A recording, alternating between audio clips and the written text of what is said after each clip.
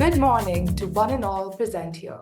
My name is Srijani Bhaduri, and today I will be interviewing one of the few very, very impactful and innovative people in my locality. Please welcome Mr. Suvradeep Saha. Mr. Suvradeep Saha is the co-founder and managing director of Techl33t Infosystems Private Limited, a pioneering information technology and services company. Suvradeep Uncle's career is distinguished by his impactful roles. Notably, he led the Yatrik project for the Government of West Bengal, aiming to modernize private taxi services in Kolkata. Welcome. So, my first question would be, what inspired you to co-found Tech133T? Very good morning. Thank you so much. I'm really honored to be part of this discussion. Well, frankly, what inspired me? It's typically a very difficult question, but what I have seen that there is one aspect is a people aspect. You always get inspired by a set of people who have done great things, like coming out of their comfort zones and doing great things about life. So one aspect is that. The second aspect is also from an entrepreneurial perspective, when you see that things can be done in a better way and you can add value to different segment of your life, whether it's a society, whether it's a economical power, whether it's a financial ability, whether it's obviously the people whom you associated with. So in all the aspects, you can add a lot of values over there. So that's the second aspect. The third aspect is always it's because of bit of my experience in the specific domain, which essentially in my previous works I used to work with the different governments. And while doing that, and technology is something which is very apt in India, and India is famous for. So we see there is a gap between the technology, the way government is adapting, the way innovation is being thought through into the different government segments, projects, and all. So that's all the dots connected. Also, there is a right time to start your venture out of that. So obviously, everything got clicked, and certain risks are there. So yeah, that is basically the way things have been started for me at least. Yeah. Yeah. Thank you so much, sir. So, my next question is that, like you mentioned, there is always a right time to start a particular venture. But now, as you know, like there are a lot of budding entrepreneurs who keep on speculating till one particular point of time, and then they just give up on their dreams. And several of them are like people of my age group. So, what advice would you give to such aspiring entrepreneurs? See, advice in terms of entrepreneurial journey is a very tough journey. There is no definition of a success or a failure in a journey, right? Now, the reason my suggestions to people would be first, if you have, there are some steps to do that. So first is basically you have identified a gap, a problem which you wanted to solve. And that's either comes from your experience journey so far and so that's basically the first step. The second step is basically is your team. Now and when I say team, the team doesn't mean like the people who you will be recruiting for your whole journey. It is basically your partners, your shareholders, the people whom you would be associated with. The risk could be divided among the whole set of people.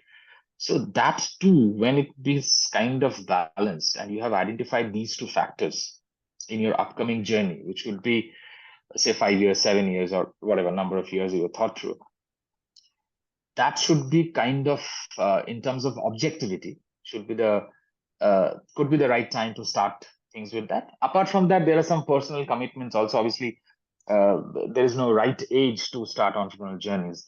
People who have started KFC got success at the age of 65. The people who have started companies at the age of 12 also got successfully executed things. So there is no success on that perspective. So obviously your personal commitments matter, because while doing the journey, it's a very tough thing. And there is no set rules and regulations by which you get a success or a failure. So a lot of things happens. So a good idea supported by a great team, if you have identified these two factor and the segment, I feel that would be the right time to start. And if these two are being there, you can start and you can create that dent and impact in the society. Yes, thank you so much. So, my next question would be like, so you're in the post of a managing director now, which, as we all know, first of all, requires extremely good managerial skills, which means extremely good people skills. And on the other hand, we also need innovation, analytical thinking, and the other technical side of it. So how exactly do you manage to balance both of these two aspects? Yeah, so see, there are two different aspects. One is the people skills, the managerial skills. These are specifically calls as a part of the whole generalist theory of managing things. It's more of a logical propositions and coming to a kind of understanding a person, understanding a problem statement, communications, your logical thinking, common sense. These are the several factors which basically will give you an aspect to do better in your managerial skills. Your behavioral aspect of when you are facing a problem, how are you approaching the problem and all these things. The other aspect is basically which is the kind of your present technological affairs which is happening, or the different project which requires a kind of innovations and skills. A lot of things which you don't know, obviously you will take suggestions from your team members or no, and connecting different dots and again pulling it up is also end goal success you have to keep in your mind while doing that execution. When I say end goal success, for certain people, the end goal success could be when there is a profit, right? For certain people, the end goal success could be when we have combined innovation into a growth factor on all this spectrum. So the idea is when the generalist way of approaching problem is very crucial for an entrepreneurial journey. That's what I have faced so far. And when I say that, the different aspect of people, uh, problem statement, communication, logic sense, common sense, and how are you approaching the whole issues, these things are pretty common. And when you keep on getting success of with this standard solution process in your mind, then eventually you go for a bigger problem to solve. So that's the balance. That basically, I hope that I able to give you a Yeah, kind of perspective of solving the yeah. yeah. So that actually really cleared the fog in my head about how to balance the different aspects of being a managing director. And so my last question for today will be related to tech. So, as we all know, like right now, tech is going through a lot of changes with artificial intelligence kind of becoming like the new normal. And then again, we have the disorganized B2B logistics industry. And we also have several other problems in the tech industry, which are being solved sometimes in a little too effective ways. So, how does a company stay agile and not become stagnant with these technological advancements? Yeah. So uh, actually, this is also connected to the previous question.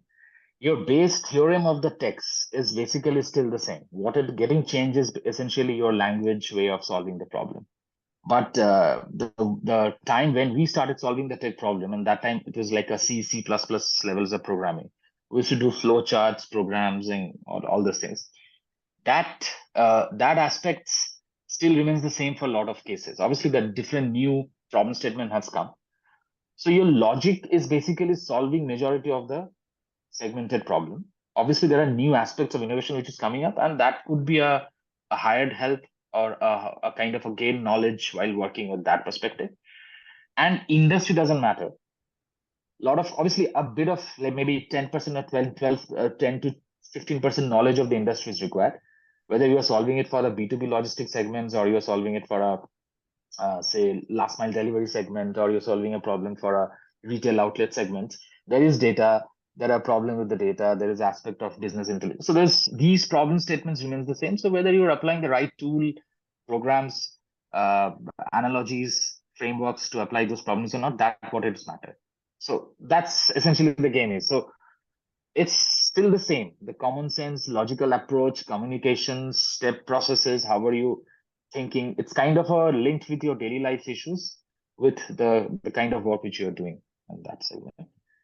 That's the way of mind of an entrepreneur who always apply to solve any particular issues and the problem. Thank you so much, sir. So, thank you so much for giving us your valuable time and also explaining to us that an entire entrepreneurial journey is not an extremely tall tower which is extremely thin and it happens only one time. It's more of a journey, it's more of a building which you build first with the foundation and then progress as times goes by. Thank you so much, sir. It was a pleasure talking to you. Thank you. Thank you. Thank you, Shijani. Thank you so much for your time as well. It was